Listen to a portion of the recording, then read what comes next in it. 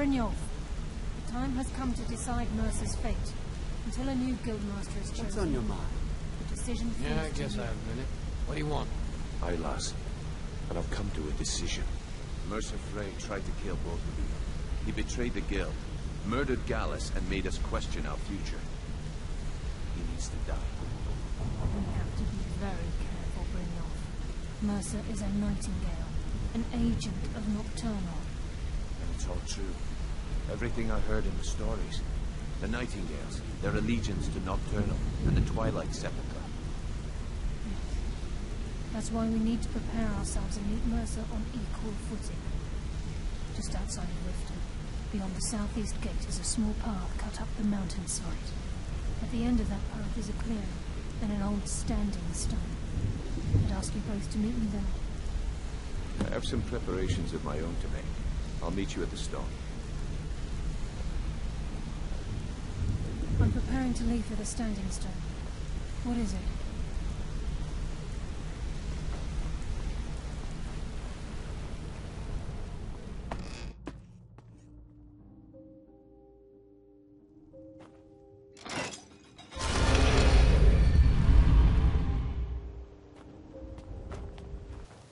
I'm glad you're here. This is the headquarters of the Nightingales, cut into the mountainside by the first of our kind. We've come to seek the edge we need to defeat Mercer-frey. If you'll follow me, I'll try to explain on the way. This way, please.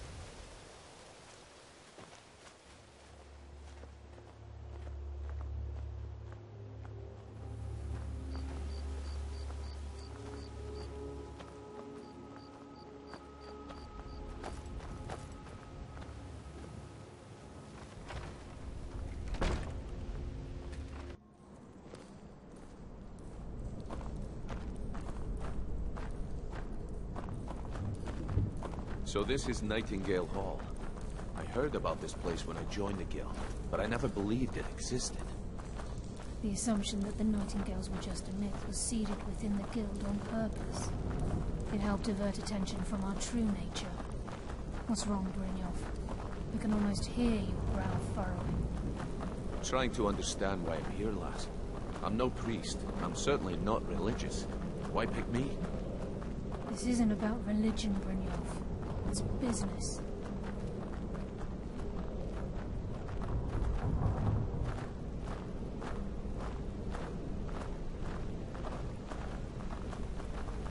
This is Nightingale Hall. You're the first of the uninitiated to set foot inside in over a century. Now, if you'll both proceed to the armory to don your Nightingale armor, we can begin the oath. This is enough to make your head spin, eh?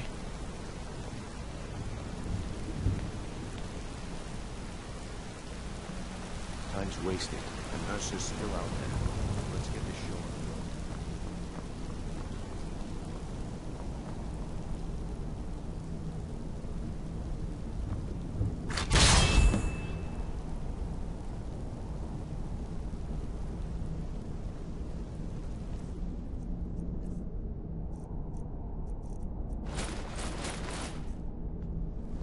You appear ready for the oath.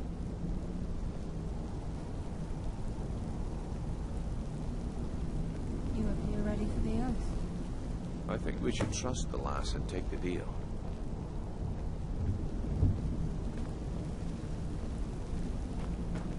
You appear ready for the oath.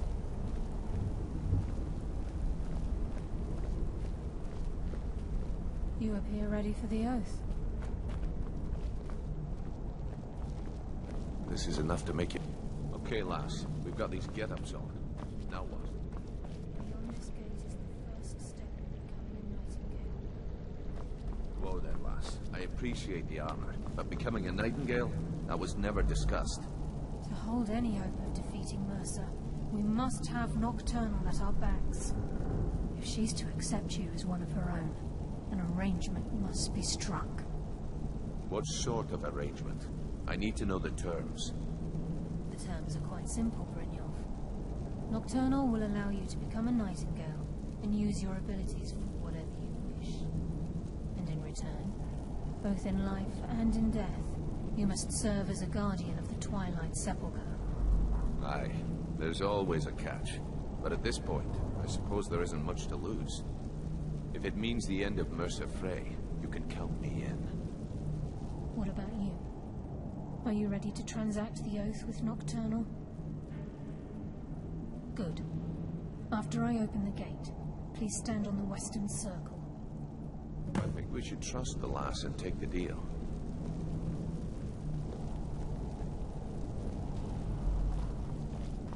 Time's wasting, and Mercer's still out there. Let's get this show on the road. We'll speak when the oath is complete.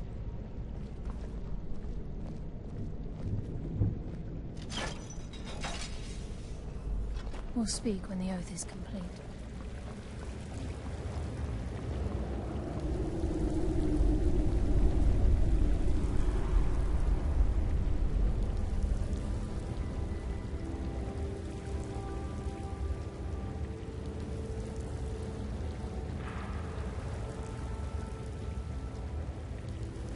I call upon you, Lady Nocturnal, Queen of Murk and Empress of Shadow. Hear my voice. Ah, Karliah. I was wondering when I'd hear from you again. Lose something, did we?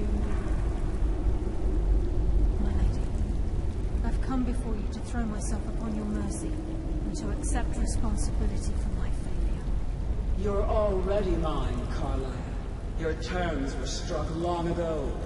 What could you possibly offer me now? I have two others that wish to transact the oath, to serve you both in life and in death. You surprise me, Karliah. This offer is definitely weighted in my favor. My appetite for Mercer's demise exceeds my craving for wealth, Your Grace. Revenge. How interesting. Very well. The conditions are acceptable. You may proceed. Lady Nocturnal, we accept your terms. We dedicate ourselves to you as both your avengers and your sentinels. We will honor our agreement in this life and the next until your conditions have been met. Very well. I name your initiates Nightingale, and I restore your status to the same, Karliah. And in the future, I'd suggest you refrain from disappointing me again.